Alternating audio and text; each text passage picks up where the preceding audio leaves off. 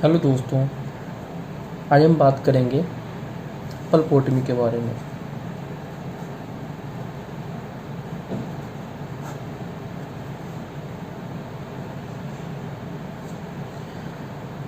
तो देखिए दोस्तों, ये पलपोटमी क्या है,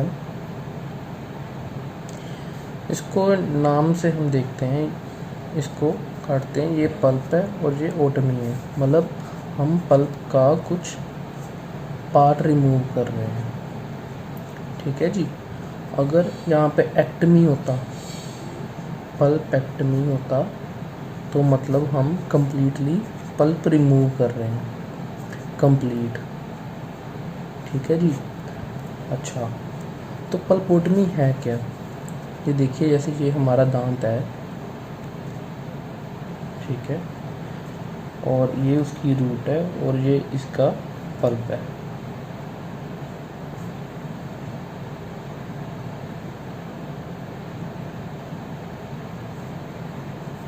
ठीक है। और इस पल्प का अगर हम कोरोनल पोर्शन, ये ऊपर वाला पोर्शन रिमूव कर दें, तो इसे हम कहते हैं पल्पोटमी, क्योंकि हमने इसका कुछ पार्ट रिमूव किया, सारा पल्प नहीं रिमूव किया। ठीक है। तो ये इसके नाम से हमें क्लियर हो रहा है। जैसे हम ओस्टियोटोमी करते हैं, ठीक है, कुछ पार्ट रिमूव करते हैं, वैसे ये पल्पोटमी है। अब क्वेश्चन ये आता है कि हम कोरोनल पार्ट क्यों रिमूव कर रहे हैं।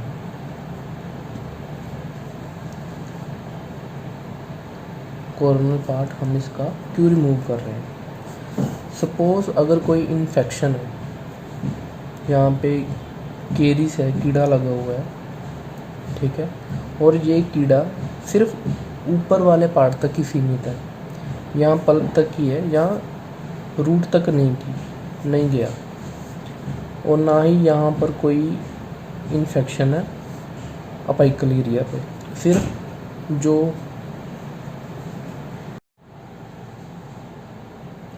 तो अब हम बात करते हैं पलपोटमी किन दांतों में हो सकती है।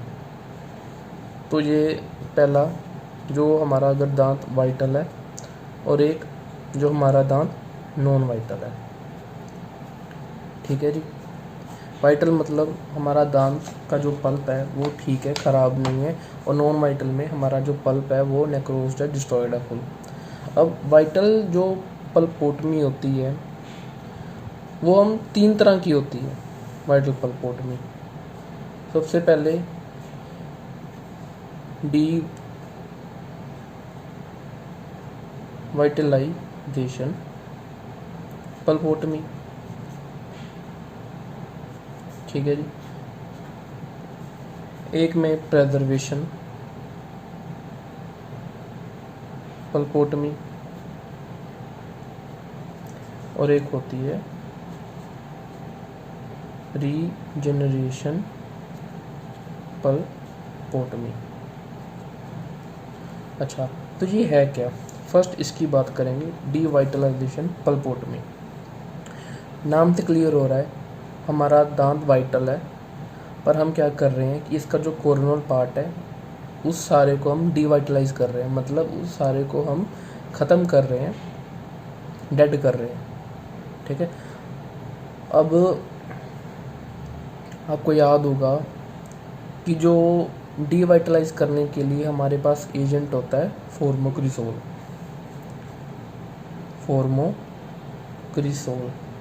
ये जो एजेंट है ये बनता है फॉर्मल्डिहाइड से,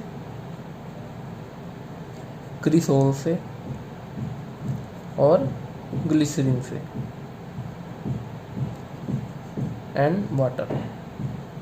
तो इसकी ये जो फॉर्मोक्रिसोल है इन चीज़ों से बनता है, और इसका क्या असर होता है, जो हमारा पल्प है, कोरोनल पार्ट है, जब हम इस एजेंट को इंट्रोड्यूस कराते हैं तो ये जो हमारा पल्प है वो डीवाइटलाइज होना स्टार्ट हो जाता है। वो कैसे होता है कि जो उसका प्रोटीन होता है पल्प का, वो सारा डी नेचर होना स्टार्ट हो जाता है, जिसकी वजह से जो हमारा कोरोनल पार्ट का पल्प है वो सारा डिस्ट्रॉय हो जाता है, और हमारा पहला एम जो है डीवाइटलाइजेशन पल्पोटमी, वो हमारा पूरा हो जाता है। तो मतलब अगर हमें ज़रूरत है किसी कारणवश कि हमें कोरोनल पार्ट रिमूव करना है तो हम डीवाइटलाइजेशन पल्पोटमी करेंगे, उसमें हम फोर्मोक्रिसोल एजेंट यूज़ करेंगे। अगर हम चाहते हैं कि हम पल्प को, जो हमारा कोरोनल पार्ट है, उसको पूरा डिस्ट्रॉय ना करें, थोड़ा सा प्रिजर्व भी रखें, पूरा डिस्ट्रॉय ना करें, तो हम प्रेजर्वेशन पल्पोटमी करते हैं। जैसे कि जो हमारा वाइटल पार्ट है वो वैसा ही रहेगा और जो डीवाइटलाइज, जो ख़राब हो चुका है, जो इन्फेक्शन है, वो निकल जाएगी, तो उसे हम कहते हैं प्रेजर्वेशन पल्पोटमी। अगर आपको याद होगा कि फर्स्ट ईयर में जब आप एनाटमी के रूम में जाते थे, एनाटमी के जो हमारा होता था, हॉल होता था, जहाँ पे हम कैडावर निकालते थे या जो हमारे ऑर्गन वहाँ पे रखे होते थे, वो किस सॉल्यूशन में रखे होते थे? वो उन्होंने रखे होते थे फॉर्मल्डिहाइड में। फॉर्मल्डिहाइड क्या है? फॉर्मल्डिहाइड एक फिक्सेटिव है, ठीक है। ये एक फिक्सेटिव है, ये हमारे पल्प को जैसा है अच्छी हालात में उसे वैसा ही रखता है, पल्प को फिक्स कर देता है, ठीक है। तो प्रेजर्वेशन पल्पोटमी में हम फॉर्मल्डिहाइड यूज़ करते हैं, या फिर थोड़ा सा अगर कोई अच्छा एजेंट यूज़ करना है तो ग्लूटरल्डिहाइड यूज़ कर सकते हैं।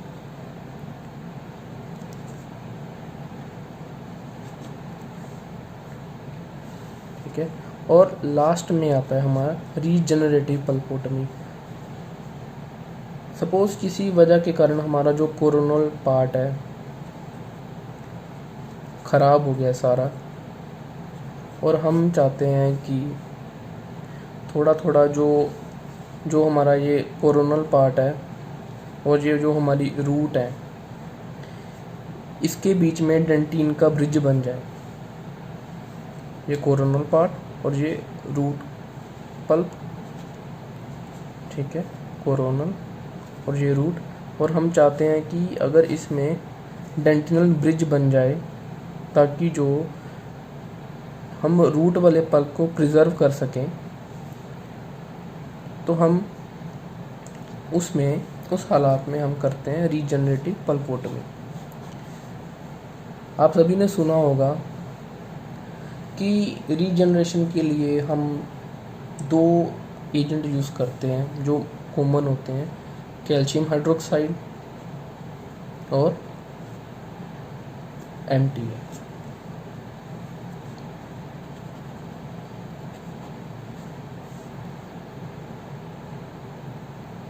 ठीक है।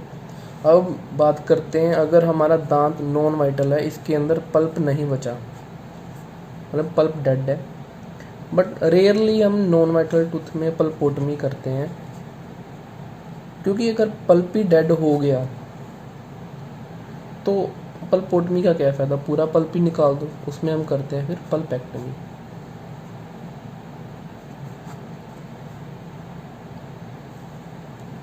तो ये था एक ओवरव्यू कि अगर वाइटल टूथ है तो उसमें अगर हम पल्पोटमी करेंगे तो वो 3 तरह की हो सकती है: डीवाइटलाइजेशन पल्पोटमी, प्रेजर्वेटिव पल्पोटमी, रीजनरेटिव पल्पोटमी।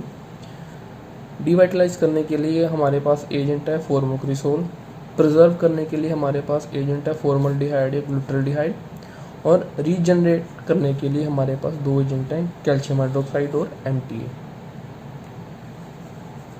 कैल्शियम हाइड्रोक्साइड का दूसरा नेम है CVEC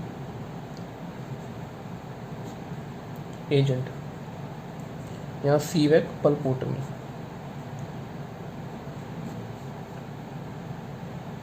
ठीक है। और जो ये MTA है, ये थोड़ा इससे बेटर माना जाता है क्योंकि अल्कलाइन प्रॉपर्टी अच्छी है और इसका मतलब ओवरऑल इससे हम अच्छा, जो हमारा सेकेंडरी डेंटिन है, जो डेंटिनल ब्रिज बनता है, वो थोड़ा बेटर क्वालिटी का होता है MTA से। तो इन्फेक्शन जो है सिर्फ पल्प के ऊपरी हिस्से तक है, जिसे हम कोरोनल पार्ट कहते हैं। सो एक लाइन में सीधा सीधा कि अब अगर इन्फेक्शन कोरोनल पार्ट तक सीमित है और जो हमारा रेडिकल पल्प है वो हमारा सेफ है, बिना इन्फेक्शन के है, तो हम उस हालात में पल्पोटमी करते हैं। ठीक है जी। अगर सपोज बाय चांस आप दांत को प्रिपेयर कर रहे हो और आपका बर जो है गलती से पल्प में चला जाता है, ठीक है, तो तब भी हम पल्पोटमी का सोच सकते हैं। अच्छा, तो ये हमें समझ आ गया कि पल्पोटमी है क्या और करते क्यों है। ठीक है, और आइए अब थोड़ा डिटेल में जानते हैं पल्पोटमी कितने टाइप की होती है, किन किन मटेरियल से करते हैं।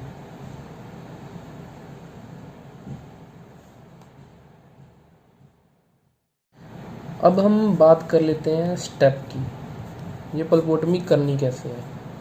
सबसे पहले ये देखिए, जैसे ये हमारा दांत है, कुछ नहीं है, बड़ा इजी है। ये हमारा दांत है, उसका कोरोनल पार्ट है और ये रेडिकल पार्ट है।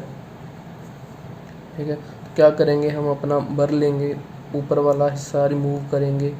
ठीक है, तो सबसे पहले step by step rubber dam लगाएंगे, आइसोलेट करेंगे, उससे पहले एनेस्थेटाइज करेंगे। ठीक है जी, ये नंबर 1। ये नंबर 2, देन उसके बाद हम टूथ को रिमूव करना स्टार्ट करेंगे, इनेमल को। देन उसके बाद हम डेंटिन को पार करके हम पल्प चैम्बर की रूफ को रिमूव करेंगे। जैसे हम यहाँ से इनेमल रिमूव कर दिया, डेंटिन रिमूव कर दिया, देन उसके बाद हम आ गए पल्प में और ये इसका ऊपर वाला पार्ट रिमूव कर दिया। ठीक है, देन कंप्लीटली हम रूफ को रिमूव करेंगे। ये जो ऊपर वाला सारा हिस्सा है इसको रिमूव करेंगे। जो लेजिस बन रहे हैं, जैसे ये जो जैसे टेढ़ा मेढ़ा ख़राब सा रूफ है ना, सारा निकाल देंगे। कंप्लीटली ऊपर से रिमूव कर देंगे सारा, ताकि पूरा जो हमारा है विजुअल हो सके। पूरा ऐसे पूरा रिमूव कर दिया।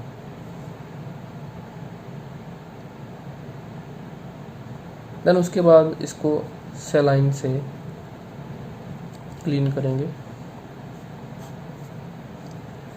ड्राई करेंगे उसके बाद, एंड देन हम अपना एजेंट यूज़ करेंगे फॉर्मो क्रिसोल।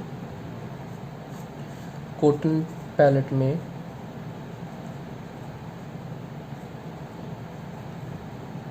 वेट करके हम यहाँ पे प्लेस कर देंगे। ठीक है, यहाँ पे प्लेस करने के बाद हम इसको टेम्पररी प्लेस करने के बाद रिमूव कर देंगे, 4 मिनट के लिए रखेंगे, देन उसके बाद रिमूव कर देंगे। देन हम टेम्पररी रेस्टोरेशन दे के पेशेंट को भेज देंगे चेक करने के लिए कि अगर उसको कोई पेन तो नहीं आ रही फ्यूचर में, है ना। और देन 1 वीक के बाद उसे बुलाएंगे। देन अगर वो ठीक है, उसे कोई प्रॉब्लम नहीं आ रही, तो उसकी परमानेंट रेस्टोरेशन कर देंगे।